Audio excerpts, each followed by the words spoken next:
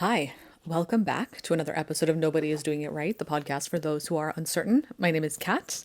I am your host. I am a perpetually uncertain person, but somebody who's working through it every single day. I'm a digital creator, so I create a lot of content about this kind of stuff. I also offer one-to-one calls and also audio recordings if you want to have some access to my insights, my guidance specific to whatever you're struggling with. You can find that all on my website at katarinaguides.com. Let's get into this topic because I think it's one that can be a bit intense to think about, but it's one that I've had to kind of really come to terms with. And it's hard, and I still have to circle through this over and over again to really understand it. But the concept is that you have to let go of whatever it is that you think is going to save you. Now, I'm not talking about actual physical needs and requirements to feel safe and okay and to physically be okay. We're not talking about that. We're talking about the things that you have either been conditioned to believe are going to save you, or the things that you want to believe are going to save you. Usually, I think, again, just from my own experience, and I'm not a therapist or anything like that, just my own experience in therapy and the journey I've been on and the people I talk to, the things that we think are going to save us, save us in this existential way, are things that we've been conditioned to believe are going to do that. So it could be things like the ideal career or the ideal partner, or when I finally get this thing, I'm finally going to be okay. And I just have to get to that place to be okay. I'm pretty sure that many of us already understand that it's not about those things. Your feeling of validity and safety within yourself has nothing to do with those external things. Again, not physical safety in terms of like food and shelter and all that stuff. I'm talking about the things that are there to validate your existence and make you feel deeply emotionally safe from what you think is wrong with yourself, if that makes sense. So if you've been told that you are not good enough, you've been conditioned to believe that, whether, explicitly from the people that raised you or a relationship or whatever, or implicitly growing up, you might turn to things that you think are going to make you feel worthy and good. Now, sometimes that could be a relationship with somebody. You chase people to finally feel like I am worthy, I am valid.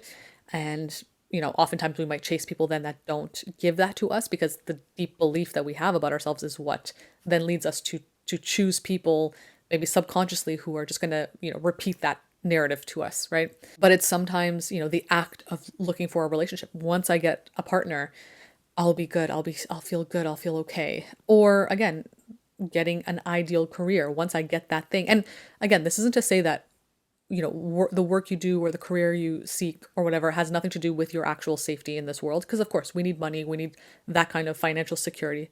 But I see it from the sense of, when I get this title, this specific title, that's going to make me feel like a proper adult or a proper human being in this world. And like, that's what's going to make me stand out, or what's going to prove my worth to people. It's not.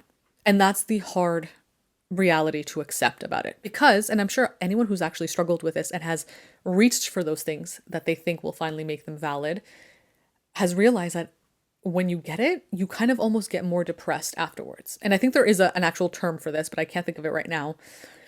When you finally achieve your goal, that thing that you've been working so hard for, you feel that sense of kind of, disillusionment.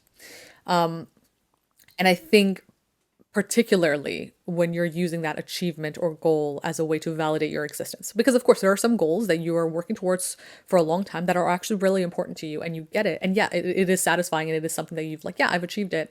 And then you might get that dip, that feeling of, okay, now what? Because of course, anytime you work hard for something, you spent months or years working towards something, you finally get it. Yes, you're going to dip a bit because you're like, okay, now what's going to fill my time, right? But I think particularly when that thing is not actually maybe what you even want, it's just what you think you want.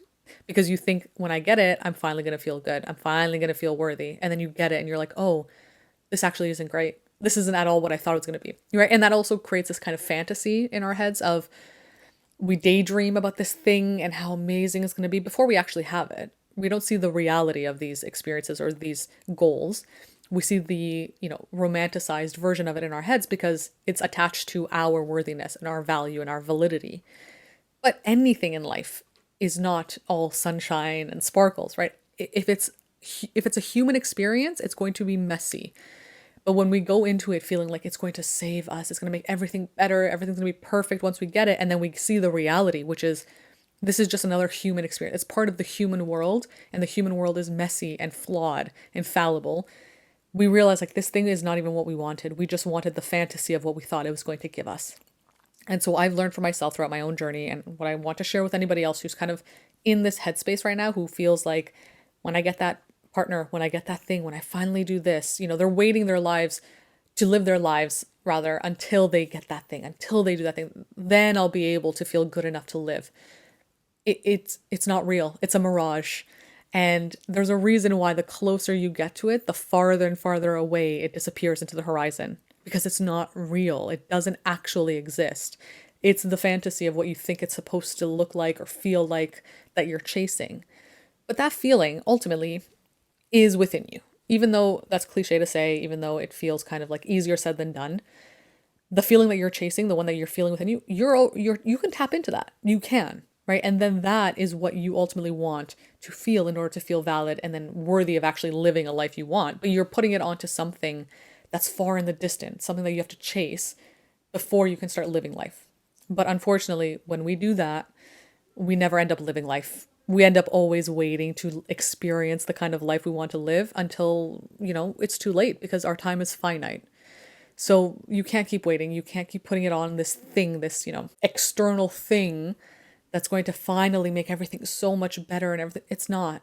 It's not. And I know that's a harsh truth. It's almost even liberating to realize that that's true, though, because it shows you that, oh, there is nothing outside of me that is going to make me feel this way, this specific way. Again, we're not talking about like actual physical requirements, safety, shelter, food, all that stuff.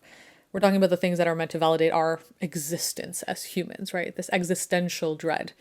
There's nothing outside of you that's going to do that. And I've made a video about this on TikTok about how if you're insecure now, you're going to be insecure later, because if you're operating from the place of insecurity, if you're deep down just insecure about your existence, it doesn't matter what you attain and what you achieve. You're always then going to seek something new once you get that thing. Then you're going to try to latch onto something else. Your insecurities are going to latch onto something else because it's not about those things ultimately. So you have to let go of them. You have to realize that it's you, it's on you. And that's scary. Again, it's scary. There's a lot of responsibility and control there, which can be scary. And also it's liberating.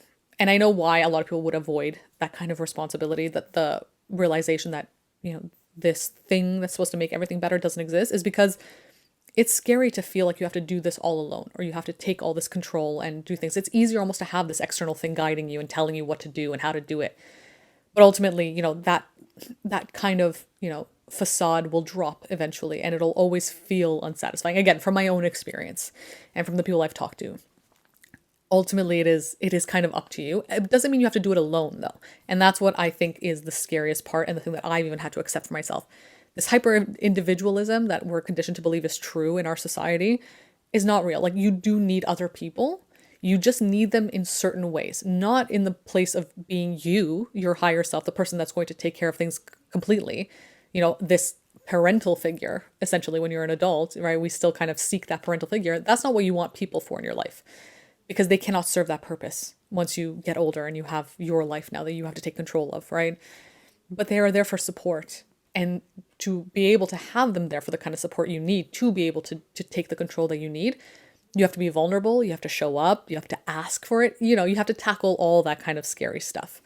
But it doesn't mean you have to do this alone. But you do have to accept that these things, this thing that's going to save you, is not real. It's a mirage.